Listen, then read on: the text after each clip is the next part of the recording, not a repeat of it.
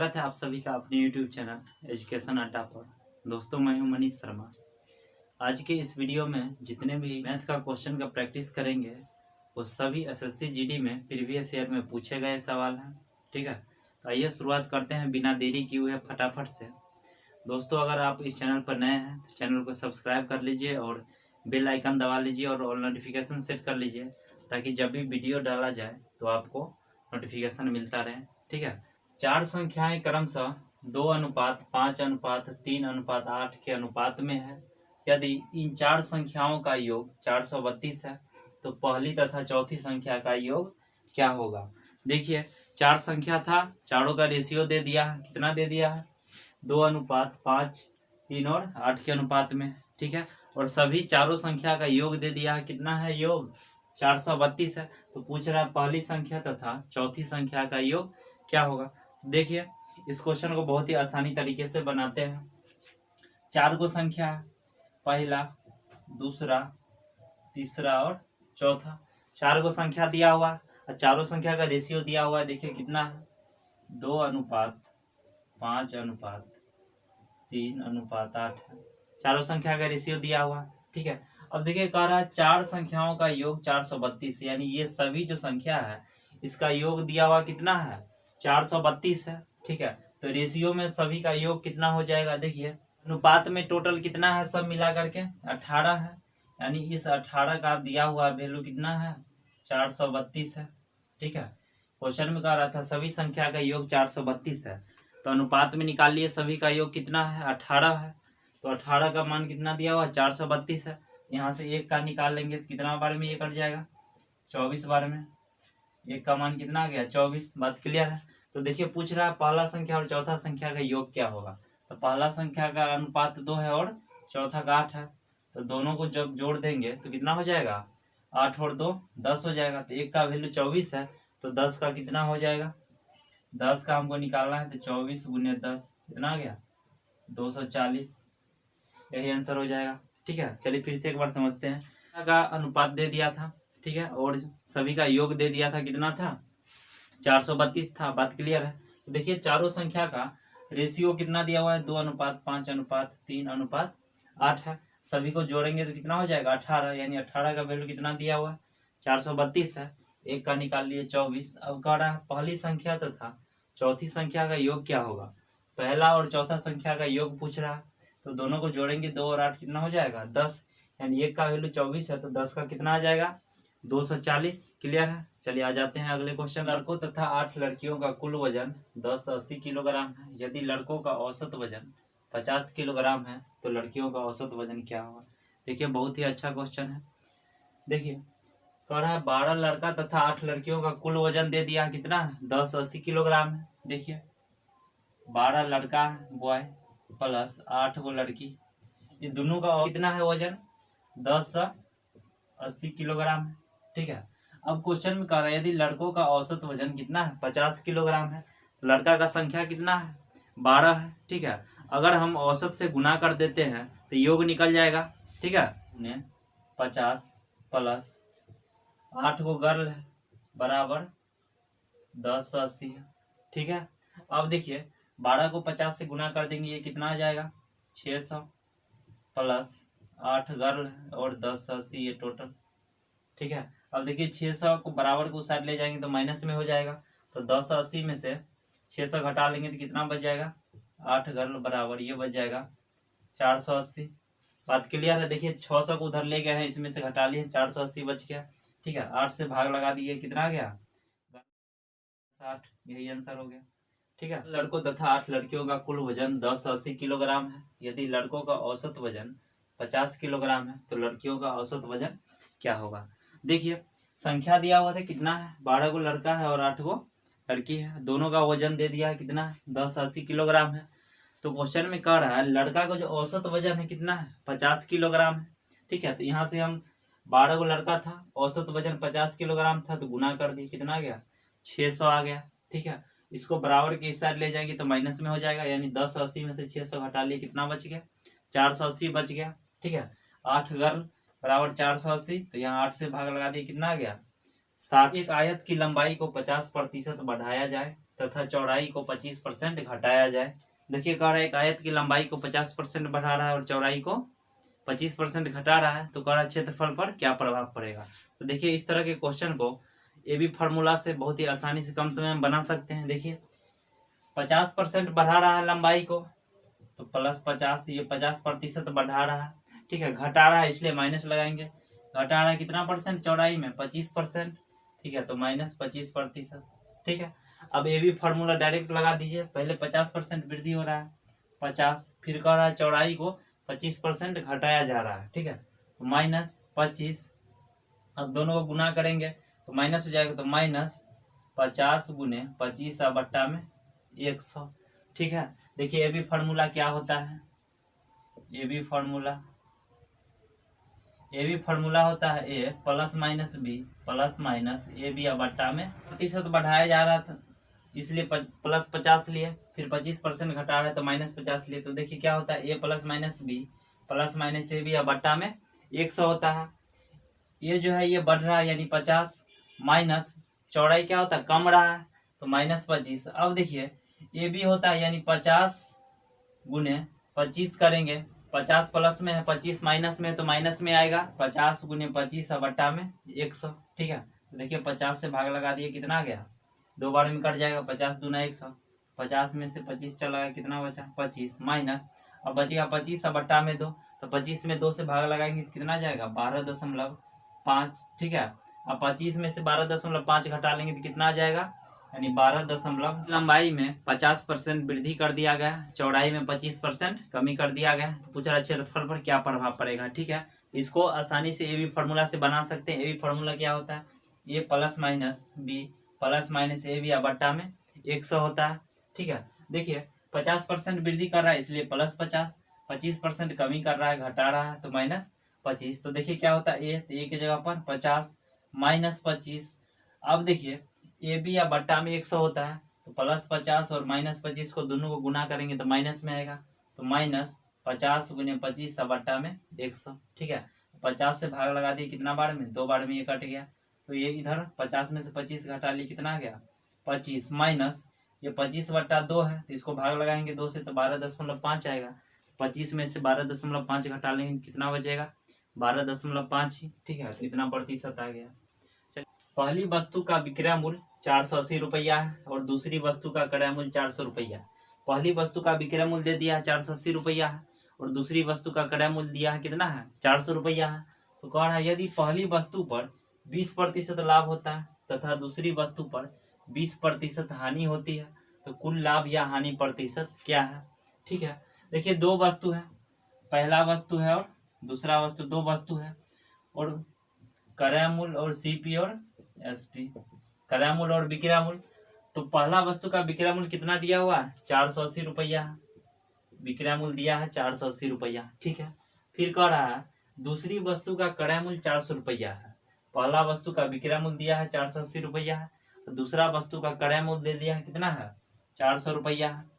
बात क्लियर है। अब देखिए क्या कर रहा है, यदि पहली वस्तु पर 20% लाभ होता है, एक छोटी सी बात इसको ध्यान में रखिए। देखिए अगर सीपी एसपी, ठीक है, अगर सीपी दिया रहे यानी क्रय मूल्य दिया रहे, विक्रय मूल्य पूछे तो कुछ नहीं करते हैं, प्रतिशत मान का सीधा गुना कर देते हैं तो विक्रय मूल्य निकल जाता है, ठीक है। प्रतिशत वैल्यू क्या होता है, ये जिसमें प्रतिशत लगा हुआ है ये 20% लाभ हो रहा है, यही परसेंटेज वैल्यू होता है, ठीक है। तो क्रय मूल्य दिया रहेगा, परसेंटेज वैल्यू दिया रहेगा, विक्रय मूल्य निकालना रहेगा तो डायरेक्ट हम क्या करेंगे, परसेंटेज वैल्यू का सीधा गुना करेंगे, पीवी का सीधा गुना, ठीक है। पीवी का सीधा गुना करेंगे क्रय मूल्य में तो क्या आ जाएगा, डायरेक्ट विक्रय मूल्य निकल जाएगा। अगर विक्रय मूल्य दिया रहेगा, परसेंटेज मान दिया रहेगा तो क्रय मूल्य पूछेगा तो परसेंटेज मान का उल्टा गुना कर देंगे, पीवी शॉर्ट में लिखते हैं परसेंटेज वैल्यू, ठीक है, का उल्टा गुना, उल्टा गुना। अब जब विक्रय मूल्य में उल्टा गुना कर देंगे परसेंटेज वैल्यू का तो क्रय मूल्य पता चल जाएगा। तो देखिए विक्रय मूल्य कितना है 480 है और कह रहा है पहली वस्तु पर 20% का लाभ होता है, यहाँ से हम क्रय मूल्य निकाल लेंगे, पीछे की ओर आएंगे तो 480 गुने, अब ये बताएं परसेंटेज वैल्यू का उल्टा गुना करेंगे तो क्रय मूल्य निकल जाएगा। तो देखिए 20% लाभ का मतलब क्या है 120 बट्टा में 100, इसको उलट के गुना कर देंगे तो कितना हो जाएगा, 100 ऊपर जाएगा, बट्टा में 120। ठीक है, अब देखिए ये कट गया 4 बार में, तो कितना आ गया ये 400। बात क्लियर है। अब देखिए कह रहा है दूसरी वस्तु पर 20% हानि होती है, तो दूसरा वस्तु का हमको क्रय मूल्य पता है, 20% हानि हो रहा है, तो सीधा गुना करेंगे तो विक्रय मूल्य पता चल जाएगा। ठीक है, देखिए 400 रुपया क्रय मूल्य था, तो विक्रय मूल्य हम निकाल लेंगे, 400 गुने 20% हानि हो रहा है। ठीक है, यानी 100 में से 20 घटा लेंगे, कितना बचेगा 80%, तो 80 और बट्टा में 100, ये 0 से 0 कट गया, कितना आ गया ये 320। बात क्लियर है। अब दोनों वस्तु का देखिए क्रय मूल्य और विक्रय मूल्य कितना हो जाएगा टोटल, इसको जोड़ देंगे 400 और 400 कितना हो गया 800। बात क्लियर है। ये 480 और 320 ये कितना हो गया 800, यानी क्रय मूल्य भी 800 हो गया और विक्रय मूल्य भी 800 हो गया। इसका मतलब क्या है, जो 800 रुपया में कोई वस्तु खरीद के लाया और 800 रुपया में ही बेच दिया, तो क्या होगा, नो प्रॉफिट नो लॉस होगा। ठीक है, तो देखिए 800 रुपया में खरीद के लाया था, 800 रुपया में ही बेच दिया। ठीक है, तो नो प्रॉफिट नो लॉस हो जाएगा, नो प्रॉफिट नो लॉस होगा। बात क्लियर। फिर से एक बार समझते हैं। देखिए सबसे इम्पोर्टेंट बात यह है, इसको ध्यान में रखना है, जो अगर क्रय मूल्य दिया रहेगा, परसेंटेज मान दिया रहेगा, उसको अगर सीधा गुना कर देंगे तो विक्रय मूल्य पता चल जाएगा, और विक्रय मूल्य में परसेंटेज मान का उल्टा गुना करेंगे तो क्रय मूल्य। बात क्लियर है। अब देखिए क्वेश्चन में कह रहा था पहली वस्तु का विक्रय मूल्य दे दिया था 480 रुपया है, और दूसरा वस्तु का क्रय मूल्य 400 रुपया है। ठीक है, फिर कह रहा है पहली वस्तु पर 20% लाभ होता है, तो 20% से यहाँ निकाल दिए, क्रय मूल्य कितना आ गया 400। क्लियर है।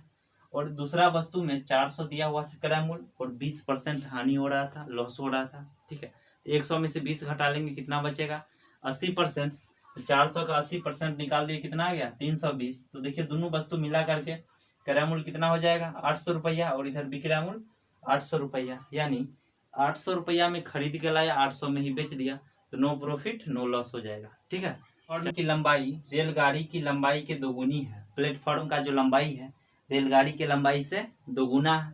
फिर कह रहा है रेलगाड़ी की जो गति है 144 किलोमीटर प्रति घंटा है। यदि रेलगाड़ी प्लेटफॉर्म को 30 सेकेंड में पार करती है तो प्लेटफॉर्म की लंबाई क्या होगी, और रेलगाड़ी ठीक है, देखिए प्लेटफॉर्म की लंबाई रेलगाड़ी की लंबाई की दोगुनी है। अगर रेलगाड़ी का लंबाई 1 होगा तब प्लेटफॉर्म का लंबाई कितना हो जाएगा, दोगुनी है, यानी ये 2 हो जाएगा। क्लियर है। गाड़ी की गति 144 किलोमीटर प्रति घंटा है, यदि रेलगाड़ी प्लेटफॉर्म को 30 सेकेंड में पार करती है। अब देखिए चाल दिया हुआ है और समय भी दिया हुआ है, यहाँ से हम दूरी निकाल सकते हैं। दूरी बराबर क्या होता है, चाल गुने समय होता है। ठीक है, देखिए डिस्टेंस अगर निकालेंगे तो 144 किलोमीटर प्रति घंटा है, इसको मीटर प्रति सेकेंड में चेंज कर लेंगे, कितना से गुना करेंगे 5/18 से। ठीक है, और समय कितना है 30 सेकेंड। अब ये मीटर प्रति सेकेंड में चेंज हो गया और समय है 30 सेकेंड, तो 30 से गुना कर दिए। ठीक है, अब देखिए 18 से भाग लगाएंगे तो कितना बार में कट जाएगा 8 बार में। ठीक है, तो ये कितना आ गया 1200 मीटर। ठीक है, बात क्लियर है। अब देखिए कि लंबाई पूछ रहा है। ठीक है, डिस्टेंस टोटल कितना है 1200 मीटर है, लेकिन अनुपात में टोटल कितना हो जाएगा 2 और 1 3 हो जाएगा, यानी इस 3 का वैल्यू दिया हुआ है कितना है 1200। ठीक है, तो हमको किसका पूछ रहा है, प्लेटफॉर्म का लंबाई पूछ रहा है, तो प्लेटफॉर्म का कितना है लंबाई 2 है, तो 3 का वैल्यू 1200 है, तो 1 का निकाल लेंगे, 1 का कितना आ जाएगा 400 मीटर। ठीक है, तो 2 का पूछ रहा है प्लेटफॉर्म, तो 2 का कितना हो जाएगा 400 गुने 2 कितना आ गया 800 मीटर। का जो लंबाई है रेलगाड़ी की लंबाई से दुगुना है, रेलगाड़ी का 1 हो गया तो प्लेटफॉर्म का कितना हो गया 2 हो गया। ठीक है, अब चाल दे दिया था, कितना था 144 किलोमीटर प्रति घंटा और समय था 30 सेकेंड। यहाँ से हम डिस्टेंस निकाली 144, ये किलोमीटर प्रति घंटा में है, इसको मीटर पर सेकेंड में चेंज किए हैं, कितना से 5/18 से गुना। ठीक है, समय है 30 सेकेंड, कितना आ गया 1200 मीटर। अब डिस्टेंस हमको पता चल गया, कितना है डिस्टेंस 1200 मीटर है। अब देखिए क्वेश्चन में दोनों का लंबाई टोटल कितना हो जाएगा 2 और 1 3 है, यानी 3 का वैल्यू कितना दे दिया है 1200, 1 का निकाल लिए कितना आ गया 400 मीटर। हमको प्लेटफॉर्म का पूछ रहा है, तो प्लेटफॉर्म का कितना है 2 है, तो 2 का वैल्यू निकाल दिए, कितना आ गया 800 मीटर। क्लियर है। चलिए आज 1700 रुपया की एक राशि चक्रवृद्धि ब्याज दर से 2 वर्ष में 16,848 रुपया हो जाती है। यदि ब्याज का संयोजन वार्षिक किया गया है तो ब्याज दर क्या होगी। ठीक है, देखिए चक्रवृद्धि ब्याज का बहुत ही अच्छा क्वेश्चन है, और आज एक ऐसा ट्रिक बताएंगे, ऐसा तरीका जिससे आप क्वेश्चन को सेकेंडों में बना सकते हैं। ठीक है, इस तरह को क्वेश्चन को बनाने के लिए सबसे पहले क्या करते हैं, प्रिंसिपल यानी मूलधन और अमाउंट मिश्रधन का रेशियो निकाल लेते हैं। देखिए प्रिंसिपल यानी मूलधन कितना है 11,700 रुपया है। अमाउंट कितना यानी मिश्रधन कितना हो जाता है 16,848 रुपया। क्लियर, 1,700 रुपया मूलधन हो गया प्रिंसिपल, और 16,848 रुपये क्या हो गया अमाउंट हो गया। बात क्लियर है। अब देखिए इसको 9 से भाग लगाएंगे तो ये कितना हो जाएगा 1300। ठीक है, इसको 9 से भाग 172। क्लियर है। अब देखिए 13 से इसको भाग लगाएंगे 100, अब 13 से ये भी कट जाएगा, कितना बार में जाएगा 144। बात क्लियर है। देखिए कितना आ गया 100:144। ठीक है, अब समय है कितना है, समय है 2 वर्ष के लिए है, तो कुछ नहीं करना है, बहुत ही बेहद है। ठीक है, 2 वर्ष के लिए है तो रूट कर दीजिए, 3 वर्ष रहेगा तो क्यूब रूट कर देना है। ठीक है, समय कितना है 2 वर्ष के लिए है, कुछ नहीं करना है, इस पर रूट रख देना है। ठीक है, 2 वर्ष के लिए रूट कर दीजिए। ठीक है, तो 100 का वर्गमूल कितना हो जाएगा 10, और 144 का वर्गमूल कितना हो जाएगा 12।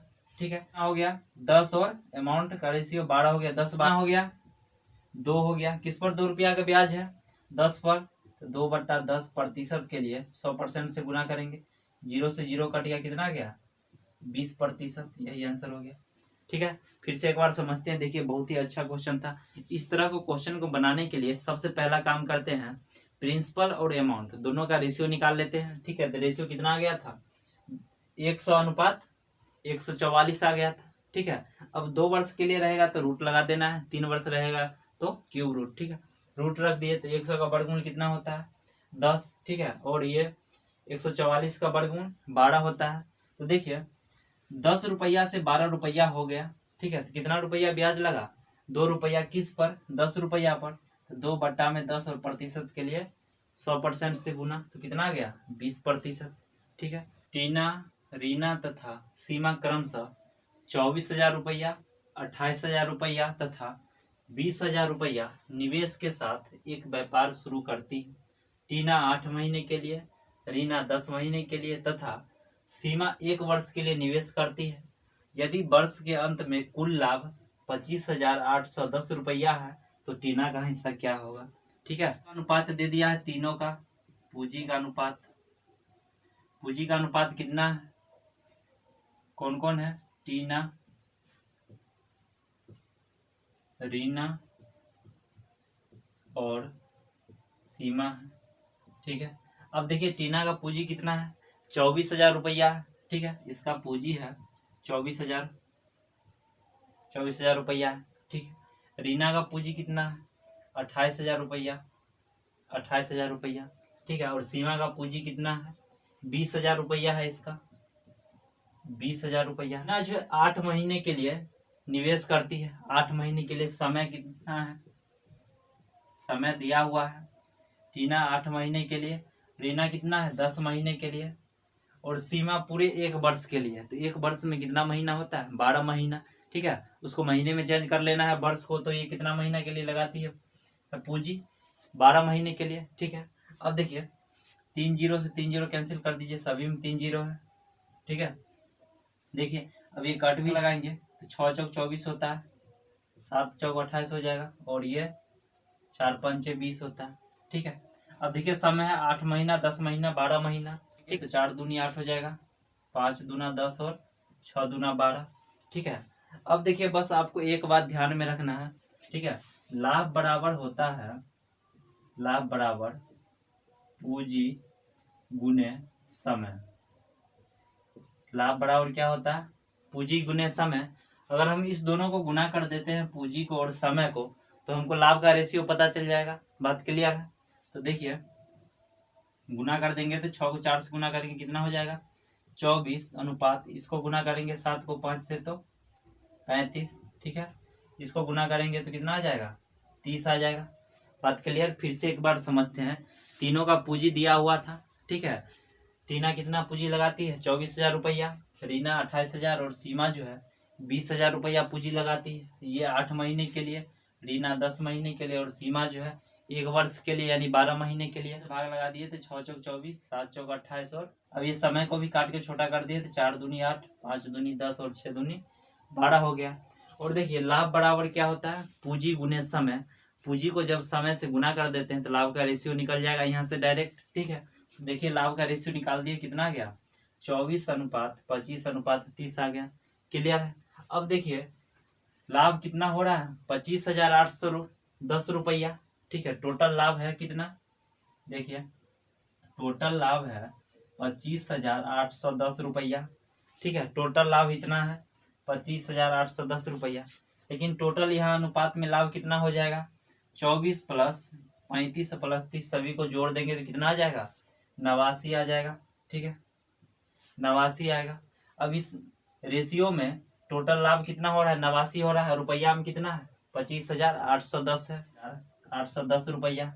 ठीक है, तो पूछ किसका रहा है, तो टीना का हिस्सा क्या होगा, एक का वैल्यू निकाल देंगे, इसको भाग लगा देंगे तो कितना 290। तो हमको वैल्यू निकालिए, कितना गया 290। बात क्लियर है। तो हमको किसका पूछ रहा है, टीना का पूछिए ना। 24 का वैल्यू निकाल दीजिए, 24 का वैल्यू कितना हो जाएगा 290 गुने 24, 60 रुपया। ठीक है, यही आंसर हो जाएगा। क्लियर। फिर से एक बार समझते हैं, पूंजी गुने समय। तो हम लाभ का रेशियो निकाल लिए, कितना आ गया 24:35:30 आ गया। और टोटल जो है रुपया में लाभ दिया हुआ तो कितना है 25,810 रुपया का। ठीक है, और रेशियो में लाभ टोटल कितना हो जाएगा 89। ठीक है, तो इसका वैल्यू दे दिया है 25,810 रुपया है। एक का निकालिए, कितना आ गया 290 रुपया। बात क्लियर है। अब देखिए पूछ रहा है टीना का हिस्सा क्या होगा, तो टीना का कितना था 24,000 था, तीनों पर से 0 हटा दिए थे, 24 बचा था, 28 और 20 बच गया था। तो हमको 24 का वैल्यू निकालना था, तो 290 गुने 24 कितना आ गया 6,960 रुपया। क्लियर है। दो संख्या का एलसीएम तथा एचसीएफ क्रमशः 60 तथा 3 है। यदि उनका अंतर 3 है तो इन दो संख्या का योग क्या होगा। एलसीएम और एचसीएफ दे दिया है और दो संख्या का अंतर भी दे दिया है, पूछ रहा है योग क्या होगा। ठीक है, देखिए एलसीएम कितना दिया हुआ है, एलसीएम दे दिया है 60 है, एचसीएफ कितना है, एचसीएफ 3 है, और दो संख्या यानी दो संख्या का अंतर भी दे दिया है, कितना है 3 है। तो पहला संख्या और दूसरा संख्या दोनों संख्या का अंतर भी दे दिया है 3 है। तो हमको पूछ रहा है योग क्या होगा, यानी पहला संख्या और दूसरा संख्या का योग क्या होगा। ठीक है, यही हमको निकालना। बात क्लियर। और एलसीएम की क्लास में बताए थे पहली संख्या गुने दूसरी संख्या बराबर होता है एचसीएफ गुने एलसीएम। ठीक है, ये बात बताए थे, पहली संख्या गुने दूसरी संख्या बराबर क्या होता है एचसीएफ गुने एलसीएम होता है। संख्या गुने दूसरा संख्या, एचसीएफ पता है कितना है 3 है, एलसीएम कितना है 60 है। तो दो संख्या का जो गुणनफल है, पहला संख्या और दूसरा संख्या का गुणनफल कितना आ जाएगा 180। बात क्लियर है। अब देखिए इसको ऐसे ही बना सकते हैं, सोच भी सकते हैं, जो कौन सा दो संख्या ले जिसको गुना करेंगे तो 180 आ जाएगा, लेकिन अंतर है दोनों संख्या का 3, तो दो संख्या का अंतर जो है 3 आना चाहिए। ठीक है, तो देखिए इसको बनाने के लिए डायरेक्ट सोच भी सकते हैं और इसको फैक्टर करेंगे 180 का। तो देखिए पहले 2 से भाग लगाएंगे, कितना बार में ये 90 हो जाएगा, फिर 2 से 45, 3 से लगाएंगे 15, फिर 3 से 5 बार में। अब इसमें से दो संख्या हमको लेना है जिसको गुना करेंगे तो 180 आएगा और घटाएंगे तो कितना आना चाहिए 2 दूनी 4 तिया 12, 12 और ये 3 5 15। अगर हम 12 और 15 लेते हैं तो देखिए पहला संख्या 15 और दूसरा संख्या 12 लेंगे तो ये 180 आ जाएगा। बात क्लियर है। और देखिए 15 में से 12 घटाएंगे कितना आ जाएगा 3 आ जाएगा। बात क्लियर है।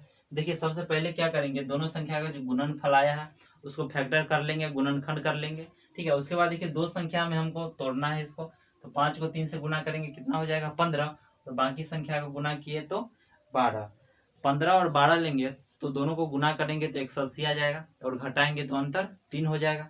ठीक है, यानी पता चल गया पहला संख्या कितना हो जाएगा 15 और दूसरा संख्या 12 हो जाएगा। क्लियर है। तो क्वेश्चन में पूछ रहा है योग क्या होगा, तो दोनों संख्या को जोड़ दीजिए, 15 + 12 कितना हो गया 27, यही आंसर हो गया। क्लियर है। फिर से समझते हैं, देखिए एलसीएम दिया हुआ था 60 था, एचसीएफ 3 है, दोनों का अंतर भी 3 दिया हुआ था, तो हमको योग पूछ रहा है दोनों संख्या का। तो एलसीएम एचसीएफ में पढ़े थे पहली संख्या गुने दूसरी संख्या बराबर होता है, HCF गुने LCM। बात क्लियर। यहाँ से दोनों का गुणनफल कितना आया है, 180 आया है। इसको अगर आप डायरेक्ट सोच सकते हैं तो 12 15 लेंगे, दोनों को गुना करेंगे तो 180 और घटाएंगे तो 3 का अंतर होगा। बात क्लियर है। तो देखिए उसको निकालने के लिए 180 का गुणनखंड करेंगे, ठीक है। आप दो संख्या में इसको बांट दीजिए, एक 12 हो जाएगा और एक 15, ठीक है। तो पहला संख्या 15 हो जाएगा, दूसरा 12, दोनों का अंतर निकालेंगे तो 3 आ गया। देखिए सेटिस्फाई कर रहा है। दोनों को गुना करेंगे तो 180 हो गया, ठीक है। तो अगर आप दोनों का जोड़, तो 15 12 को जोड़ दिए, कितना गया, 27 आ गया। यही आंसर हो गया। का अंकित मूल्य 1200 रुपया तथा 31% की छूट दी गई है। यदि लाभ 15% है तो क्रय मूल्य क्या होगा। देखिए प्रॉफिट लॉस में पढ़ाए हुए थे इस तरह के क्वेश्चन, ठीक है। बहुत ही आसान क्वेश्चन है, बस एक तरीका बताते हैं, उसको ध्यान में रखना है, ठीक है। देखिए प्रॉफिट लॉस में लाभ हानि में सबसे पहले क्रय मूल्य को लिखते हैं, ठीक है। उसके बाद MP यानी अंकित मूल्य को, फिर विक्रय मूल्य को। बस इतनी सी बात आपको ध्यान में रखना है, ठीक है। जो पहले क्रय मूल्य लिखा जाता है, फिर अंकित मूल्य और फिर विक्रय मूल्य, ठीक है। अब देखिए क्वेश्चन क्या कर रहा है, अंकित मूल्य 1200 रुपया है, ठीक है। तो हमेशा डिस्काउंट जो दिया जाता है वो अंकित मूल्य पर ही दिया जाता है, ठीक है। तो देखिए 1200 रुपया अंकित मूल्य कितना है, 1200 रुपया, ठीक है। अब 31% का छूट दे दिया, तो 31% का छूट दे देंगे तो 100 में से 31 घटा लेंगे, कितना बचेगा, 69%, ठीक है। तो 1200 का अगर हम 69%, 69 बट्टा में 100, 2 जीरो से 2 जीरो कट गया, ठीक है। तो 12 को 9 से गुना 28 रुपया, ठीक है। ये जो 828 रुपया निकला है ये क्या हो जाएगा, ये विक्रय मूल्य हो जाएगा यानी सेलिंग प्राइस। देखिए पहले MP था, उसके बाद SP यानी सेलिंग प्राइस है। अंकित मूल्य था 1200 रुपया, उस पर डिस्काउंट दे दिए 31% का, तो 828 रुपया हो गया, ये विक्रय मूल्य हो गया। बात क्लियर। मूल्य था 1200 रुपया, इस पर डिस्काउंट कर दिया तो 828 रुपया हमको विक्रय मूल्य पता चल गया, क्रय मूल्य। अब देखिए विक्रय मूल्य पता है, 15% का लाभ भी हो रहा है, ठीक है। तो हमको क्रय मूल्य निकालना है, तो बताए हुए थे कुछ करना ही नहीं है, परसेंटेज मान का उल्टा गुना कर देंगे तो डायरेक्ट क्रय मूल्य आ जाएगा, ठीक है। तो देखिए विक्रय मूल्य यहाँ पर था, पीछे की ओर आएंगे यहाँ पर, ठीक है। तो परसेंटेज मान कितना था, 15% लाभ हो रहा है, तो इसको उलट के गुना कर देंगे तो 828 रुपया है ना, 828 रुपया है, ठीक है। गुने 15% लाभ का मतलब क्या होता है, 115 बट्टा में 100, तो इसको उलट के गुना कर देना है, कितना हो जाएगा, 100 बट्टा में 115। उलट के क्यों गुना किया, क्योंकि देखिए सेलिंग प्राइस है, पीछे की ओर आना है, इसलिए इसको पलट के गुना कर दें 100 बट्टा में 115, ठीक है। 100 और 23। अब देखिए इसको भाग लगा देंगे, कितना, अब कितना बच गया, 36 गुने 20, कितना गया, 720 रुपया, ठीक है। यही आंसर हो गया। इसको याद रखना है, क्रय मूल्य, अंकित मूल्य और फिर विक्रय मूल्य, ठीक है। अंकित मूल्य दिया हुआ था 1200 रुपया, उस पर 31% डिस्काउंट किया तो 828 रुपया आया, ये विक्रय मूल्य हमको पता चल गया, ठीक है। अब पूछ क्या रहा है, लाभ 15% हो रहा है ना, तो पीछे की ओर आना है, क्रय मूल्य पीछे, ठीक है। तो परसेंटेज मान का उल्टा गुना कर देना है, 15 में 115, कितना आ गया यहाँ से, 36 गुने 20, दोनों गुना कर दिए तो 720 रुपया, ठीक है। अब देखिए इसको आसानी से ट्रिक से अगर बनाइएगा तो कुछ करना नहीं है। कितना था अंकित मूल्य, 1200 रुपया था, ठीक है। ट्रिक से अगर इसको बनाइएगा तो अंकित मूल्य कितना था, 1200 रुपया, ठीक है। अब देखिए डिस्काउंट कितना हो रहा है, 31% हो रहा है, 100 पर 31 का डिस्काउंट करेंगे, कितना हो जाएगा, ये 31% का डिस्काउंट करेंगे तो 69%, ठीक है। अब देखिए फिर कर रहे हैं 30% डिस्काउंट कर दिए, 100% से घटा लिए, कितना आ गया, 69% आ गया। अब 15% का लाभ कर रहा है, तो 100 मान लेते, इस पर 15% लाभ होगा, 15% प्रॉफिट कितना हो जाएगा, 115। बात क्लियर है, हमको 9 बट्टा 115, ठीक है। अब देखिए इसको भाग लगाएंगे, अब 23 से भाग लगाएंगे 23 से, ये कितना बार में कट जाएगा, 3 बार में, और ये 5 बार में, क्लियर है।